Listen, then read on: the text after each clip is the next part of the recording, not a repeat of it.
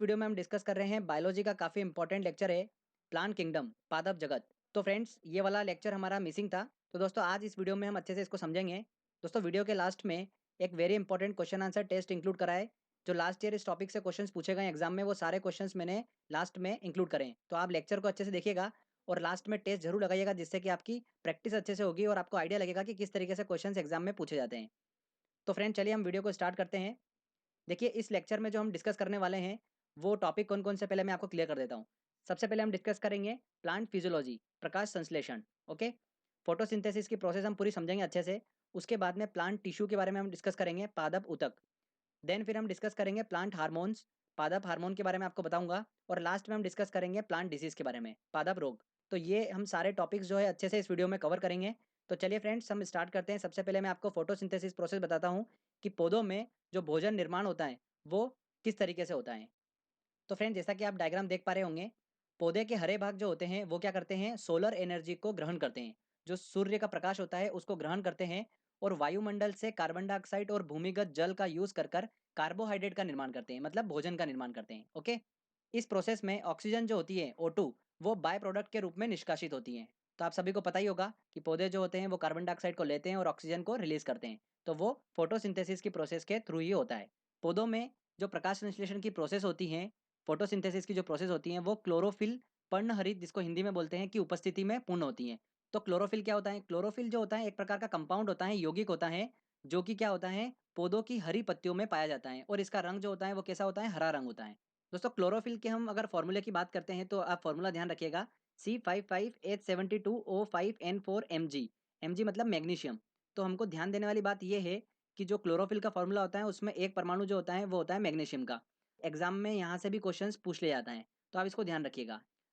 अब देखिए फ्रेंड, जैसा कि हमारा मनुष्य का शरीर होता है वो कोशिकाओं से मिलकर बना होता है, आप सभी को बताया मैंने। वैसे ही पेड़ पौधों का जो शरीर होता है वो भी कोशिकाओं से मिलकर बना होता है। ओके, और पौधों की जिन कोशिकाओं में क्लोरोफिल पाया जाता है, ये पर्णहरित उपस्थित होता है, वही प्रकाश संश्लेषण प्रक्रिया में भाग लेती है।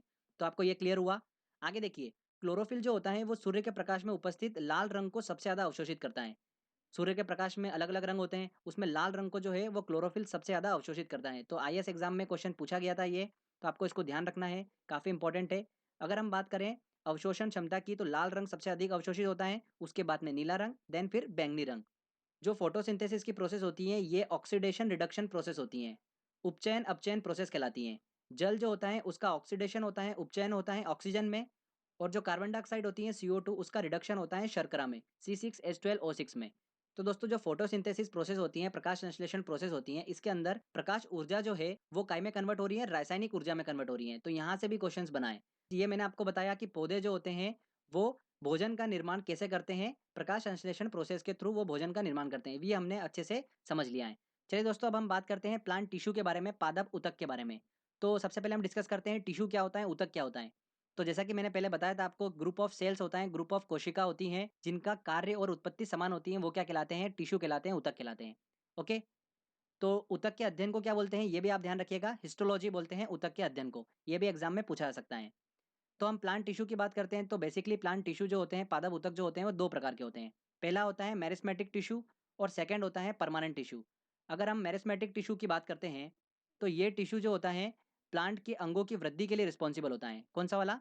मेरिस्मेटिक टिश्यू जो होता है वो प्लांट के अंगों की वृद्धि के लिए रिस्पॉन्सिबल होता है। ओके दोस्तों, अगर हम परमानेंट टिश्यू की बात करते हैं तो देखिए परमानेंट टिश्यू दो टाइप के होते हैं, एक होता है सिंपल टिश्यू और कॉम्प्लेक्स टिश्यू।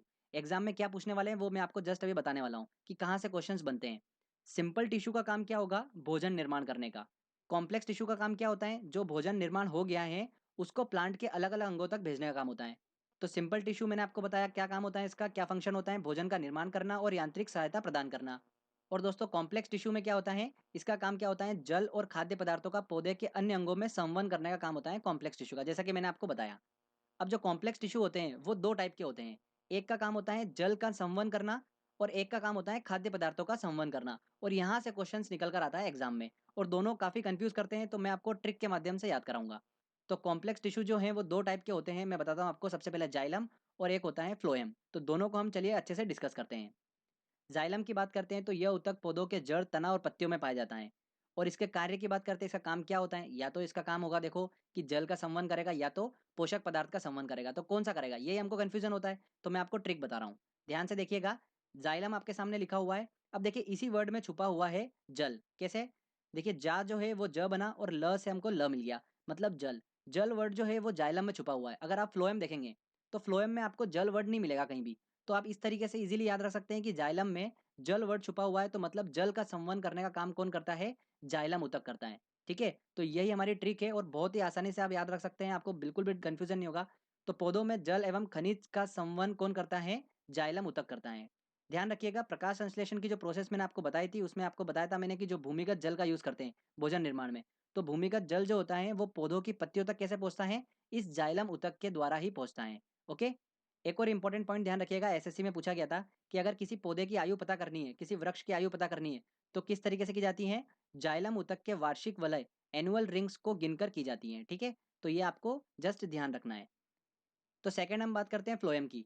देखिए फ्रेंड्स, अभी हम डिस्कस कर चुके हैं जाइलम का। जाइलम का काम क्या होता है? जल का संवहन करना।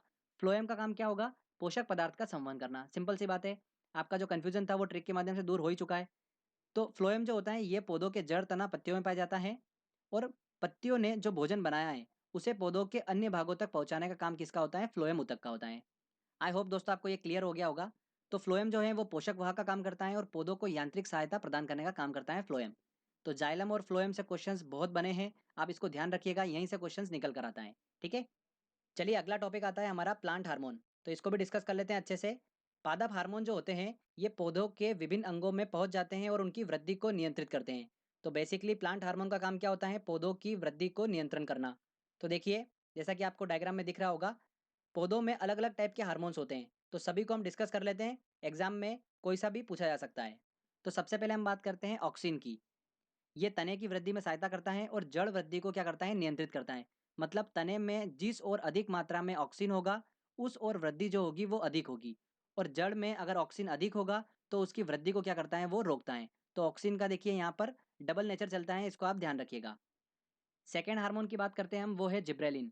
तो यह भी तने की वृद्धि के लिए सहायता करता है और बोने पौधों को लंबा करने का काम किसका होता है? जिब्रेलिन हार्मोन का होता है।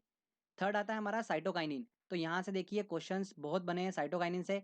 तो साइटोकाइनिन की बात करते हैं तो कोशिका विभाजन के लिए रिस्पॉन्सिबल होता है कौन? साइटोकाइनिन। देखिए चौथे नंबर का आता है हमारा एथिलीन। एथिलीन का काम क्या होता है? ये एकमात्र ऐसा हार्मोन है जो गैसीय अवस्था में होता है और फलों को पकाने में सहायक होता है। तो केमिस्ट्री वाले वीडियो में हमने डिस्कस करा था एथिलीन, आप सभी को याद भी होगा। फलों को पकाने में यूज करते हैं इसको। लास्ट में आता है दोस्तों फ्लोरिजेंस। फ्लोरिजेंस जो हार्मोन होता है इसको फूल खिलाने वाला हार्मोन भी बोलते हैं, जो कि फूलों को खिलने में मदद करता है ये हार्मोन फ्लोरिजेंस। प्लांट हार्मोन की बात करते हैं तो आपको ध्यान रखना है ऑक्सिन, जिब्रेलिन, साइटोकाइनिन, एथिलीन और फ्लोरिजेंस। तो ये 5 बहुत इंपॉर्टेंट है। बस आपको इनके नाम भी अगर आप याद रख लेंगे तो भी आपका एग्जाम में काम हो जाएगा। तो चलिए अब हम बात करते हैं प्लांट डिसीज के बारे में, पादप रोग के बारे में। यहाँ से भी एग्जाम में काफ़ी क्वेश्चंस पूछते हैं। तो मैंने कुछ सिलेक्टेड डिसीज निकाली है जो बहुत इंपॉर्टेंट है आपके एग्जाम के हिसाब से, तो आप उसको ध्यान रखिएगा। देखिए सबसे पहले हम बात कर लेते हैं कि पादप रोग जो होता है उसका सबसे बड़ा कारण क्या होता है? उसका सबसे बड़ा कारण होता है फफूंद, कवक। जो फंगी होता है उसका सबसे बड़ा कारण होता है। पहले रोग की बात करते हैं हम, तो वो है टिक्का रोग। टिक्का रोग जो है वो किससे संबंधित है? ऐसा एग्जाम में पूछते हैं, तो आपको ध्यान रखना है मूंगफली से संबंधित है। जो मूंगफली का पौधा होता है उसकी पत्तियों पर काले काले डॉट डॉट यहाँ पर निशान देखने को मिलते हैं टिक्का रोग में। सेकंड आता है हमारा खेरा रोग। खेरा रोग जो है ये किससे संबंधित है? धान से संबंधित है, राई से संबंधित है। तो धान का एक प्रमुख रोग है ये खेरा रोग, जो जस्ते की कमी के कारण होता है। जिंक की कमी के कारण कौन सा रोग होता है? धान में खेरा रोग हो जाता है। थर्ड नंबर पे दोस्तों आता है हमारा ब्लैक हार्ट रोग। ब्लैक हार्ट रोग जो है ये आलू में होता है। जब आलू का भंडारण करते हैं तो जब उसमें ऑक्सीजन की कमी हो जाती है तब आलू में कौन सा रोग हो जाता है? ब्लैक हार्ट रोग हो जाता है। ब्लैक ब्लैक निशान उसमें आने लगते हैं, जैसा कि आपको डायग्राम में दिख रहा होगा। फोर्थ नंबर का आता है हमारा मार्श रोग।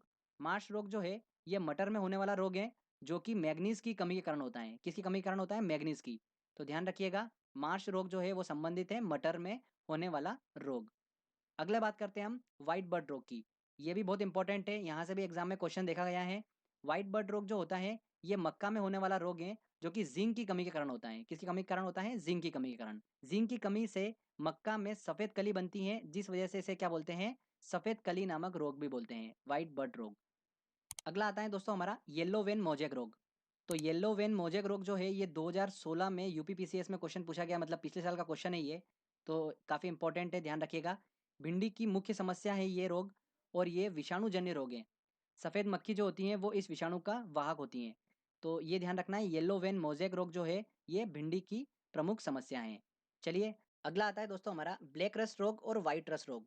तो स्टूडेंट्स को यहाँ पर काफ़ी कन्फ्यूज़न होता है। चलिए हम इसको क्लियर कर लेते हैं।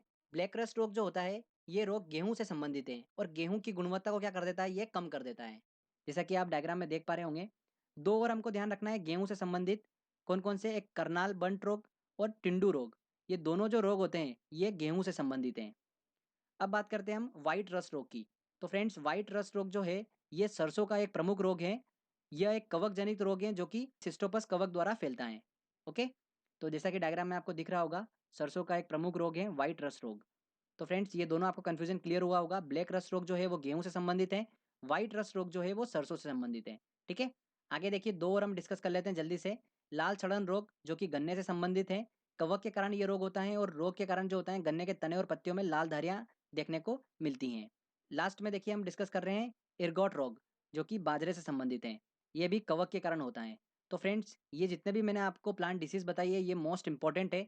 एग्जाम्स में इनसे क्वेश्चंस बने हुए हैं लास्ट ईयर, तो आप ध्यान रखिएगा। ये तो एटलीस्ट आपको आना ही चाहिए। ओके, इसके अलावा बहुत सारी ये बुक्स में आपको मिल जाएगी, आप वो देख सकते हैं, बट आपको ये तो मोस्ट इंपॉर्टेंट है, आना ही चाहिए। तो फ्रेंड्स, यहाँ पर देखिए हमारा ये थ्योरी सेक्शन कंप्लीट होता है। चलिए दोस्तों, अब हमने जो स्टडी करी अच्छे से, एक बार टेस्ट लगाते हैं और देखते हैं कि हम कितने क्वेश्चन सॉल्व कर पा रहे हैं। लास्ट ईयर जितने भी क्वेश्चंस एग्जाम में इस टॉपिक से पूछे हैं वो टेस्ट में इंक्लूड करे हैं। तो चलिए दोस्तों, हम टेस्ट की ओर चलते हैं। देखिए दोस्तों, हमारा पहला क्वेश्चन है, पादप रोगों का सबसे उत्तरदायी कारक कौन है? क्या कारण होता है? फफूंद। कवक जो होता है सबसे ज़्यादा कारण होता है पादप रोगों का, तो ध्यान रखिएगा, मैं बता चुका हूँ आपको। सेकंड क्वेश्चन है, टिक्का रोग किस फसल से संबंधित है? तो टिक्का रोग जो है वो संबंधित है मूंगफली से। नेक्स्ट है, कौन सा जीवित ऊतक उच्च वर्गीय पौधों में जैव पोषक वाहक का कार्य करता है? तो पोषक वाहक का कार्य कौन करता है? फ्लोएम करता है। तो आंसर क्या होगा? बी आंसर होगा जाइलम। तो देखिए हमारी ट्रिक थी, जल जल इसमें छुपा हुआ वर्ड है, तो जल और खनिज का वाहक कौन होता है? जाइलम होता है। तो बस इस ट्रिक से हम आसानी से निकाल सकते हैं कि जाइलम होगा कि फ्लोएम होगा। ठीक है, चलिए अगला क्वेश्चन लेते हैं हम। एक वृक्ष की आयु का पता किसके द्वारा लगाया जाता है? तो वृक्ष की आयु का जो पता लगाया जाता है वो वार्षिक वलयों की गिनती करके पता लगाया जाता है। तो बी आंसर होगा। संवहनी पौधों में पानी ऊपर किससे जाता है? तो जड़ों से जो पानी ऊपर की तरफ जाता है वो जाता है दोस्तों जाइलम टिश्यू के थ्रू। तो जाइलम टिश्यू के थ्रू जाता है, डी आंसर इसका सही होगा। निम्नलिखित गैसों में कौन प्रकाश संश्लेषण प्रक्रिया के लिए आवश्यक है? तो फोटोसिंथेसिस प्रोसेस के लिए देखिए कार्बन डाइऑक्साइड जो है वो आवश्यक है, बी आंसर इसका सही होगा। ऑक्सीजन जो प्रकाश संश्लेषण से उत्पन्न होती हैं आती हैं। तो फ्रेंड्स, मैंने आपको बताया था फोटोसिंथेसिस की जो प्रोसेस होती हैं वो ऑक्सीडेशन रिडक्शन प्रोसेस होती हैं। इसमें जल का क्या होता है? ऑक्सीडेशन हो जाता है ऑक्सीजन में, और कार्बन डाइऑक्साइड का क्या होता है? रिडक्शन होता है किसमें? ग्लूकोज में। तो फ्रेंड्स देखिए यहाँ पर क्या पूछ रहा है, वो ऑक्सीजन जो प्रकाश संश्लेषण से उत्पन्न होती है वो जल से आती है। तो आंसर क्या होगा? A answer. अगला देखिए, प्रकाश के निम्नलिखित रंगों में से किसका पौधों द्वारा तीव्र अवशोषण होता है?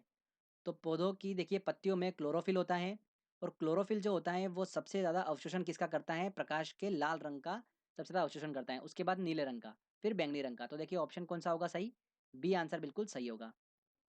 पौधों व पेड़ का खाना तैयार करने की प्रक्रिया कहलाती है, क्या कहलाती है? फोटोसिंथेसिस प्रोसेस कहलाती है, डी आंसर इसका। चलिए दोस्तों, अगला क्वेश्चन लेते हैं हम। प्रकाश संश्लेषण में कौन सा प्रकाश सबसे अधिक प्रभावकारी है? तो कौन सा प्रकाश सबसे अधिक प्रभावकारी है? लाल रंग का। प्रकाश ऊर्जा का रासायनिक ऊर्जा में रूपांतरण निम्नवत होता है।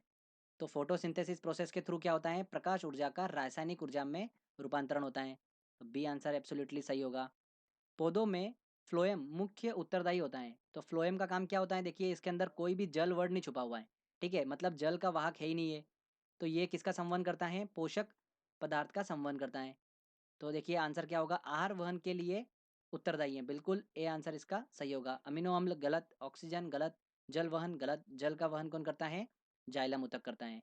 ठीक है, तो यही एग्जाम में काफ़ी क्वेश्चंस देखने को मिलते हैं। चलिए अगला क्वेश्चन हम लेते हैं। निम्नलिखित में से कौन पादप हार्मोन है? तो प्लांट हार्मोन कौन सा है? देखिए ये कितना इंपॉर्टेंट क्वेश्चन है, इतनी बार रिपीट हुआ एग्जाम में। Insulin, thyroxine, cytokinin. तो बिल्कुल साइटोकाइनिन जो है ये एक प्लांट हार्मोन है, ध्यान रखिएगा। ऑक्सिन, साइटोकाइनिन मैंने आपको बताया था, याद होगा। मक्का की पत्तियों के शीर्ष का सफ़ेद होना सूचक है, किसका सूचक है? तो मक्का में वाइट बर्ड रोग हो जाता है जिंक की कमी के कारण। तो आंसर क्या होगा? डी आंसर होगा। नेक्स्ट क्वेश्चन है, करनाल बंट रोग संबंधित है, किसे संबंधित है? गेहूं फसल से संबंधित है। तो आंसर क्या होगा इसका? बी आंसर सही होगा। नेक्स्ट क्वेश्चन की तरफ चलते हैं। आलू में ब्लैक हार्ट का कारण कौन है? तो आलू के भंडारण में जब ऑक्सीजन की कमी हो जाती है तो ब्लैक हार्ट रोग देखा जाता है। तो आलू से संबंधित है और ऑक्सीजन की कमी के कारण होता है। सी आंसर सही होगा। नेक्स्ट है, येलो वेन मोजेक गंभीर बीमारी है, किससे संबंधित है ये? भिंडी की बीमारी है येलो वेन मोजेक। तो आंसर क्या होगा? बी आंसर इसका सही होगा। यूपीपीसीएस मेंस में 2016 में पूछा गया था क्वेश्चन ये। तो फ्रेंड देखिए, यहाँ पर हमारा टेस्ट कंप्लीट होता है। पहले हमने अच्छे से थ्योरी को पढ़ा, फिर सारे इंपॉर्टेंट क्वेश्चंस भी हमने सॉल्व कर लिए हैं। तो आई होप आपका ये वाला टॉपिक बिल्कुल अच्छे से परफेक्ट हो गया होगा। और दोस्तों, आने वाले टाइम में आपको रेलवे के सेक्टर में काफ़ी वैकेंसीज देखने को मिलेगी। तो रेलवे में जो जीएस का सेक्शन होता है उसको हम अच्छे से वीडियो के माध्यम से कंप्लीट करेंगे। तो पूरी सीरीज़ मैं आपके लिए बनाऊंगा इसकी, तो जो स्टूडेंट्स रेलवे की तैयारी कर रहे हैं उनको काफ़ी बेनिफिट मिलेगा। तो फ्रेंड्स, बस आज के इस वीडियो में इतना ही था। अगर आपको दोस्तों वीडियो अच्छा लगा है, मेहनत अच्छी लगी है, तो प्लीज़ वीडियो को लाइक करिए, शेयर करिए, और अगर आपने अभी तक चैनल को सब्सक्राइब नहीं करा है तो प्लीज़ सब्सक्राइब भी कर लीजिए, क्योंकि इस तरीके की वीडियो जब भी मैं अपलोड करूँगा आपको उसका बेनिफिट मिलता रहेगा। तो फ्रेंड्स, मिलते हैं।